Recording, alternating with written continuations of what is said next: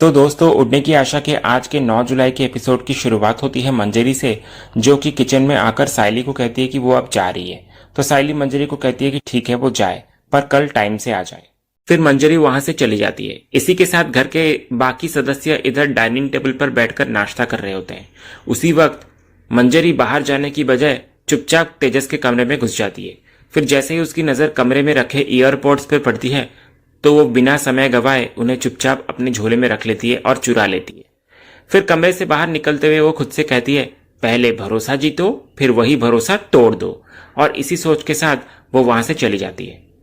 अगले सीन में हम देखते हैं कि मंजरी अपने घर में होती है। वो मोबाइल पर एक न्यूज देख रही होती है जिसमें यह बताया जा रहा होता है कि एक नौकरानी ने घर से 4 लाख रुपए चुरा लिए। तो ये देख वो मुस्कुराते हुए खुद से कहती है कि अब समय आ गया है कि वो फिर से अपने काम पर लग जाए। इधर दूसरे सीन में हम देखते हैं कि तेजस अपना ईयरफोन हर जगह घर में ढूंढ रहा होता है, पर उसे कहीं नहीं मिलता। तो वो आकर हॉल में कहता है कि मेरा ईयरफोन कहाँ है। तभी सचिन तेजस को कहता है कि क्या वो हर टाइम चिल्लाता रहता है, खाने के अलावा सब कुछ इधर उधर भूल जाता है, पर खाना कैसे नहीं भूलता। तो तेजस सचिन को कहता है कि वो कभी कुछ नहीं भूलता। उसे पता होता है कि उसकी चीज कहाँ रखी होती है और उसके ईयरफोन्स पक्का मंजरी ने चुराए होंगे। तभी सचिन तेजस को कहता है, तेरा फिर से शुरू हो गया, सबको अपनी बिरादरी का समझ रखा है क्या? और क्या सबूत है तेरे पास कि वो तेरा ईयरफोन ले गई करके? कल भी डंके की चोट में कह रहा था कि मंजरी ने मेरी घड़ी चुरा ली करके, पर हुआ क्या? कोई सबूत नहीं मिला ना, गिरा था ना कल मुंह के बल। तभी परेश भी तेजस को कहता है कि सचिन सही कह रहा है कि बिना सबूत के वो मंजरी पर इल्जाम ना लगाए। तभी साइली भी इधर सचिन को कहती है कि उन्होंने कल भी मंजरी पर शक किया था और बाद में उन्हें पता चला कि उन्होंने ही सामान इधर उधर रख दिया था। फिर साइली आगे कहती है, और ये भी हो सकता है ना कि उसके आने से हम सब भी लापरवाह बन गए हों।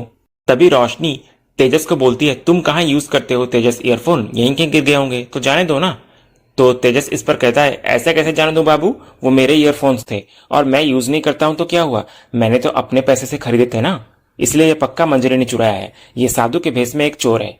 तभी आकाश इधर तेजस को कहता है, दादा बाबा ने बोला ना अभी कि बिना प्रूफ के तू ब्लेम नहीं कर सकता है, तो तू ये सब क्यों कर रहा है? और ऐसा भी हो सकता है ना कि तूने कभी पहने हो और इधर उधर रख दिया हो। तभी तेजस इधर कहने लगता है, तुम लोग सीआईडी क्यों खेल रहे हो? तो इस पर सचिन चिढ़ जाता है तेजस पर और कहता है, क्या रे खजूर, दूं क्या एग? उसके बाद तेजस, आकाश और सचिन के बीच बहसबाजी शुरू हो जाती है और इसी बीच मंजरी इसी चीज का फायदा उठाकर दोबारा से तेजस के रूम में चली जाती है और वहां जो कैलकुलेटर पड़ा हुआ होता है उसे चुरा लेती है। उसके बाद वो चुपचाप से किचन में चली जाती है और वहां से एक कांच का बोतल भी चुरा लेती है। इधर दूसरी तरफ तेजस रूम में अपना कैलकुलेटर ढूंढ रहा होता है। फिर वो रोशनी से पूछता है कि क्या उसने उसका कैलकुलेटर देखा है। तो रोशनी तेजस को पूछती है कि उसने आखिर बार कैलकुलेटर कहाँ रखा था। तो तेजस बोलता है कि उसने टेबल पर रखा था, पर अब वो मिल नहीं रहा है। तभी इसी बीच मंजरी वो कैलकुलेटर लेकर आती है और तेजस को दिखाकर पूछती है, भैया ये आपका है क्या? तो तेजस अपना कैलकुलेटर ले लेता है और पूछता है, ये कहाँ था और तुम्हें कहाँ से मिला? तभी मंजरी बोलती है, सोफे पे पड़ा था भैया। तो ये सुनकर तेजस बोलता है, पर मैं तो कभी अपना कैलकुलेटर सोफे के पास लेकर ही नहीं गया। तो इस पर मंजरी कुछ कहे बिना वहां से चली जाती है और इधर बाहर आकर मंजरी खुद से कहने लगती है, बाल बाल बच गई, वरना भैया तो आज मेरी फाइल ही क्लोज कर देते। फिर वो इधर सायली के पास आती है जो कि फूल बना रही होती है। उससे आकर पूछती है मंजरी, दीदी आपकी कुछ मदद कर दें? कहते हुए वो सायली की मदद करने लग जाती है और इधर सायली सिर्फ उसे देखते हुए खामोश रहती है। दूसरी तरफ इधर रात का सीन होता है जहां हम सचिन को देखते हैं जो कि अपने बिस्तर पर बैठकर कुछ सोच रहा होता है। तो सायली आकर उससे पूछती है, क्या हुआ सचिन, तुम कुछ सोच रहे हो क्या? तो सचिन इस पर कहता है, मेरे दिमाग में ना सायली अभी तेरी वो मंजरी चल रही है, क्योंकि उस खजूर ने जो कुछ भी कहा तभी मैंने उससे कुछ बोला नहीं, पर वो पूरी तरह गलत नहीं है सायली, क्योंकि एक बात ध्यान देने वाली है कि जब से मंजरी घर पर आई है चीजें गायब होने लगी है। तभी सायली इस पर कहती है, सचिन घर में सब शक कर रहे हैं उस पर, वो भी इसीलिए क्योंकि हम उसे लेकर आए हैं, और अब तुम भी उस पर शक कर रहे हो, वो भी बिना किसी प्रूफ के। तो सचिन बोलता है कि वो मंजरी पर शक नहीं करना चाहता, पर दिमाग में इतनी बातें चल रही हैं और जो कुछ भी वो देख रहा है ना उसके कारण उसके मन में सवाल आ रहे हैं, तो वो क्या ही करेगा, इसलिए कुछ तो गड़बड़ है। तभी सायली इधर सचिन को बोलती है, देखो सचिन, आज काकू और तेजस के कारण मुझे काफी शर्मिंदा होना पड़ा मंजरी के सामने, और तुमने देखा ना कि कैसे सब लोग उसे चोर कह रहे थे, वो भी उसी के सामने। तो तुमने कभी सोचा है कि उसे कैसा लग रहा होगा? तो इस पर सचिन कहता है, पर सायली अगर घर में ऐसी चीज इधर उधर होगी तो शक तो होगा ना। तभी सायली फिर बोलती है, पर तुमने ही तो कहा था ना सचिन कि तेजस खुद ही अपना सामान इधर उधर रखकर भूल जाता है और फिर तमाशा करने लग जाता है, और तुमने देखा ना कि सारा सामान मिल भी गया और वो भी मंजरी ने ढूंढ कर दिया। तो सचिन इस पर कहता है, तू अब ये बात बोली तो मेरे दिमाग में एक और बात चटका है सायली, कि हर बार आंखों देखा सही रहे ये जरूरी नहीं है। फिर सचिन आगे सायली को बोलता है, देख सायली, मेरा एक दोस्त था गांव में, तो वो क्या करता था कि लोगों की चीजें गायब कर लेता था और हम लोग को ऐसा दिखाता था जैसे उसको कुछ पता ही नहीं है, और मस्त पाई की ढूंढने का एक्टिंग भी करता था, और वो चीजें उठाकर लाता था और बोलता था कि मिल गया करके। तो अगर ये मंजरी ऐसे ही कुछ कर रही होगी ना तो हमको तो मालूम ही नहीं है ना। तो सायली फिर बोलती है, क्या तुम बोल रहे हो सचिन, और तुम्हें लगता है कि मंजरी ऐसा कुछ कर सकती है? और उसे छोटी सी छोटी बात भी समझ नहीं आती और उसे कितना समझाना पड़ता है, तो तुम्हें लगता है कि वो इतनी शातिर हो सकती है? तो इस पर सचिन सायली को कहता है, खजूर का थोबड़ा देखकर तुझे लगता है कि वो इतना शातिर है, पर वो चोर निकला ना। तभी सायली सचिन को बोलती है, बस करो सचिन, पहले ही उस बेचारी के पीछे सब हाथ धोकर पड़े हैं, तो हमें तो कम से कम उसे छोड़ देना चाहिए और उसका साथ देना चाहिए। तो अभी चलो सो जाओ। तभी सचिन इधर कहता है, ठीक है, तू बोलती है तो मैं बहस नहीं करेगा, पर एक बात जरूर बोलेगा कि तेरी सोच अपनी जगह है और मेरी सोच अपनी जगह है, इसलिए जब तक मेरे को यकीन नहीं होता कि वो बेगुनाह है तब तक मेरी शक की घंटी तो बजती ही रहेगी। अगली सुबह हम देखते हैं सचिन सोफे पर बैठकर चाय पी रहा होता है और इधर लगातार मंजरी पर निगरानी रखा हुआ होता है। तभी सायली ये देख लेती है और आकर सचिन को बोलती है, बस करो डिटेक्टिव सचिन देशमुख। तभी उसी वक्त हम देखते हैं दूसरी तरफ कि सचिन का दोस्त आता है और उसे अपनी नई गाड़ी का भाड़ा देता है। फिर सचिन अपने दोस्त से पूछता है कि गाड़ी में स्क्रैच कैसे आई। तो सचिन का दोस्त बोलता है कि वो सब कुछ उस ट्रक ड्राइवर का गलती था, बिना देखे ही साइड में टर्न मार दिया, लेकिन भाऊ मैं भी उसे बहुत कुछ सुना डाला। तभी सचिन उसके दोस्त को बोलता है कि उसे कोई बहाना नहीं सुनना है।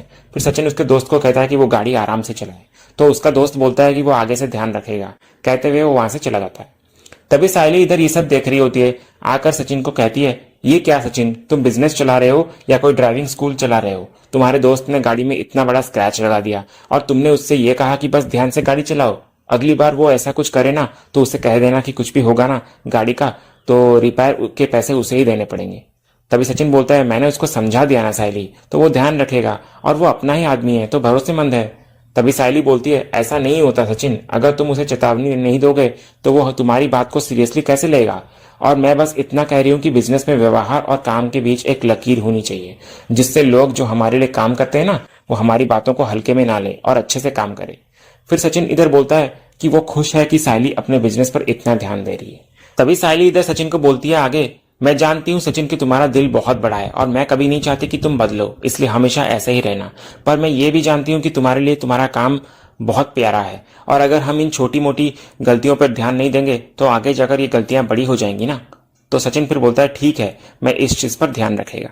अगले सीन में हम देखते हैं कि मंजरी डाइनिंग टेबल की सफाई कर रही होती है और तभी इसी बीच उसकी नजर वहीं रखी एक चम्मच पे पड़ती है जो कि बहुत ही सुंदर होती है, तो वो तुरंत उसे चुराकर अपने ड्रेस में छुपा लेती है। और इधर दूसरी तरफ वो तेजस के कमरे में आ रही होती है सफाई करने के लिए, तो तेजस उसे देखकर तुरंत कमरे का दरवाजा बंद कर देता है। तो रोशनी इधर तेजस को पूछती है, तुमने दरवाजा क्यों बंद कर दिया? मंजरी को अंदर आने दो, उसे झाड़ू पोछा लगाना है, रूम साफ कैसे होगा? तो इस पर तेजस कहता है, बाबू मंजरी अंदर नहीं आ सकती, चोर है वो, और मैं अब अपनी और इम्पोर्टेंट चीजें नहीं खो सकता। तभी रोशनी इधर बोलती है, तेजस तुम कल ही सबके सामने एम्बेरस हुए थे ना, बैग चेक किया और फिर खुद ही सॉरी बोल दिया और हमारा शक गलत निकला ना, और वॉच तुमने टेरेस पर छोड़ दी थी। और ऐसा होता है बाबू, जब तुम थक जाते हो तो इट्स नॉर्मल, तो इसका मतलब ये नहीं कि तुम मंजरी पर हमेशा शक करते रहोगे। तभी तेजस इधर आगे बोलता है, वो जो भी हो बाबू, इस कमरे में मंजरी कभी नहीं आने वाली, बल्कि इस कमरे में वही लोग आएंगे जिन पर मैं भरोसा करता हूं, जैसे कि आई और तुम। इधर दूसरी तरफ हम देखते हैं कि रिया सायली के पास किचन में आती है और उसको कहती है कि उसने एक पुराना फोन अपने कबर्ड पर रखा था, पर वो अभी कहीं नहीं मिल रहा है। उसमें उसके सारे इंपोर्टेंट डाटास भी थे और डबिंग के कुछ स्क्रिप्ट्स भी थे। तो फिर रिया सायली से पूछती है कि उसने देखा क्या वो फोन? तो सायली बोलती है कि नहीं, उसने नहीं देखा। फिर सायली रिया से कहती है कि तुम चिंता मत करो रिया, ये किचन का काम खत्म करके मैं और मंजरी तुम्हारा फोन ढूंढ देंगे। इधर दूसरी तरफ मंजरी जब बाहर से लौटती है घर, तो सायली उसको कहती है कि उसे और सायली को रिया का फोन ढूंढना होगा जो कहीं खो गया है। तो सायली फिर मंजरी को रिया के कमरे में ले आती है और दोनों मिलकर इधर फोन ढूंढने लग जाते हैं। तभी इधर ढूंढते ढूंढते मंजरी सायली को बोलती है, दीदी हम कितना ढूंढेंगे, अभी जाने देते हैं ना। और हमको तो लगता है ना कि चुटकी दीदी जो है ना वो अपना सफेद वाला फोन कहीं गिरा दी होंगी, तो हम फिर से कल ढूंढ देंगे। अभी चलिए ना, हमें खाने की तैयारी भी करनी है, वरना बड़की मेम साहब फिर से गुस्सा करने लग जाएंगी। तभी सायली अचानक से मंजरी को घूरने लगती है, कुछ कहती नहीं, जैसे उसको उस पर शक हो गया हो।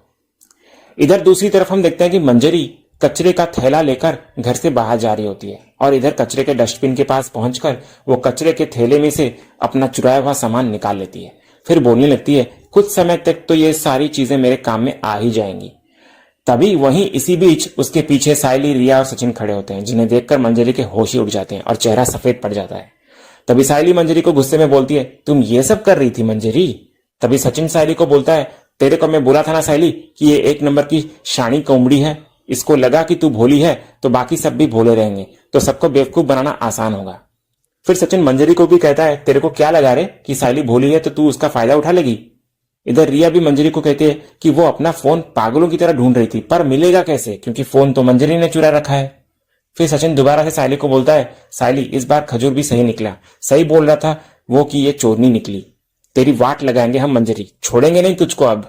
तभी सायली मंजरी को बोलती है, तुम इतनी शातिर निकली मंजरी, लेकिन चोर कितना भी शातिर क्यों ना हो, वो कोई ना कोई गलती कर ही देता है, जैसे तुमने गलती की, क्योंकि मैंने तुमसे ये नहीं कहा था कि रिया के फोन का रंग क्या है, तो तुम्हें कैसे पता चला कि रिया का फोन सफेद है करके? तो ये सुनकर मंजरी के होश ही उड़ जाते हैं।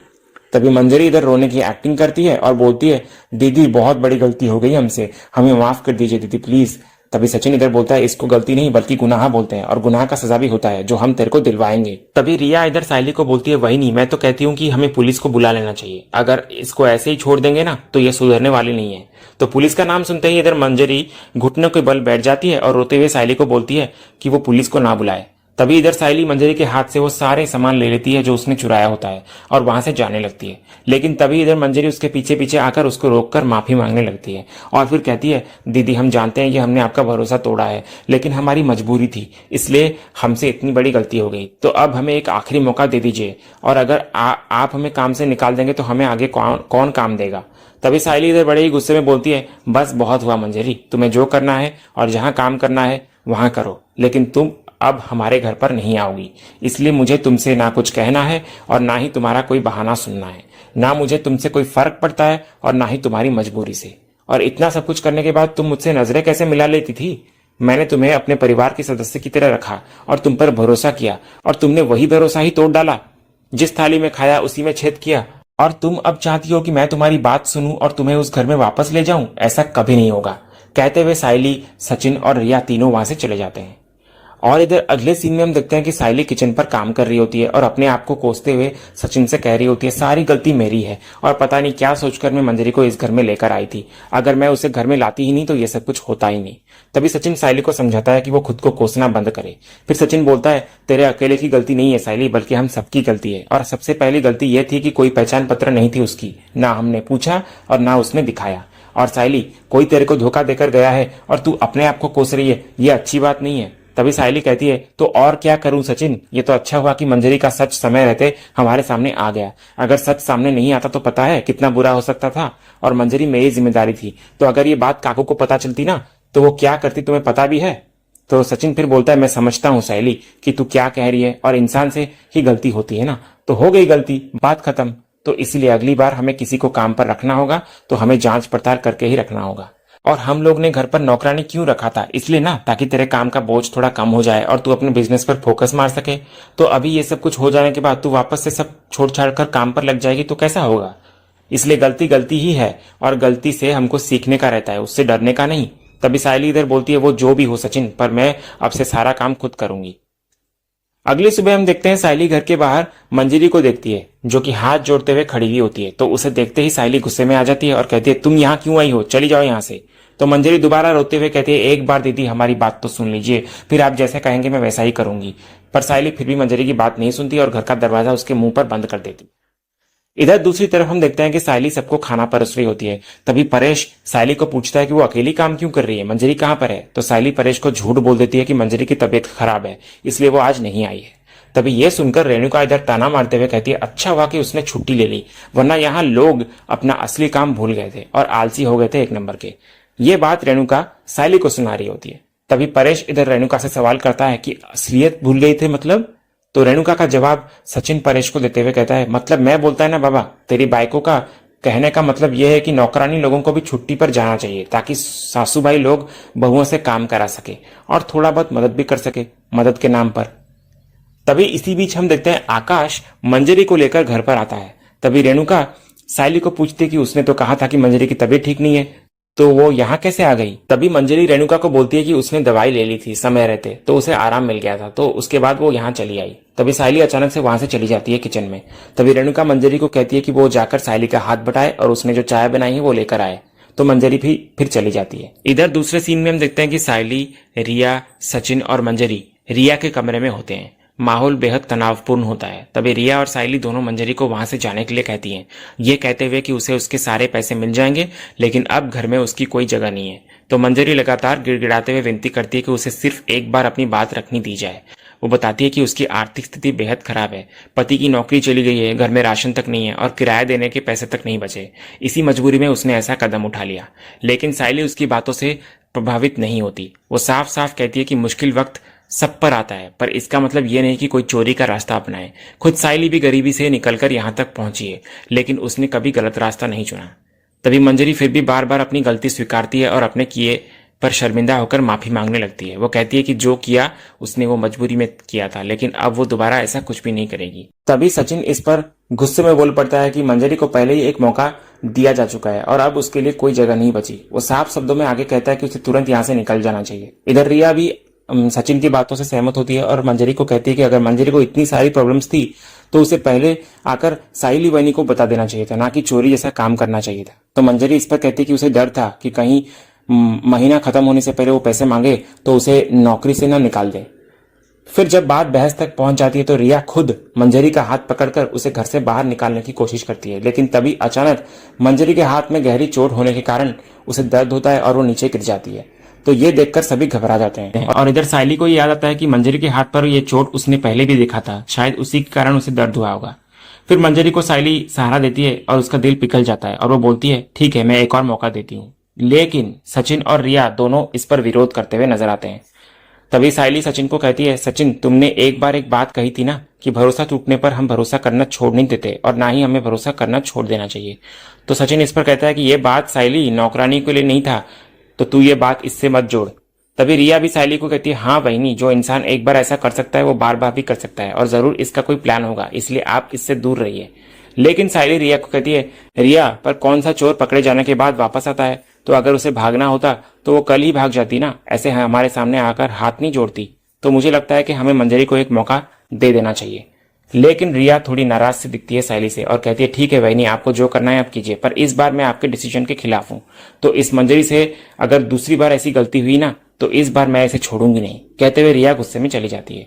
और इसी सीन के साथ ही आज का ये एपिसोड यहीं खत्म होता है। तो दोस्तों, आज का ये वीडियो आपको कैसा लगा कमेंट सेक्शन में जरूर बताइएगा और वीडियो को लाइक भी कीजिएगा, शेयर भी कीजिएगा, सब्सक्राइब करना तो बिल्कुल भी मत भूलिएगा, ताकि ऐसे ही रोज लेटेस्ट एपिसोड के अपडेट्स आप टेलीविजन से पहले पा सकें। तो मिलते हैं हम एक नए एपिसोड के रिव्यू में, तब तक के लिए स्वस्थ रहें, मस्त रहें।